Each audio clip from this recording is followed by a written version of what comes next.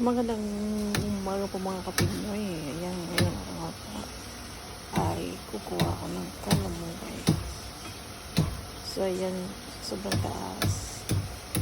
Pinutol ko na lang po kasi nga Diyan ka pa talaga naghawak sa may pinuputol mo. kaya yan, dinadahan-dahan. Diyan na, maghawak ka. Natabas-tabas ko Sige na, pwede na yan.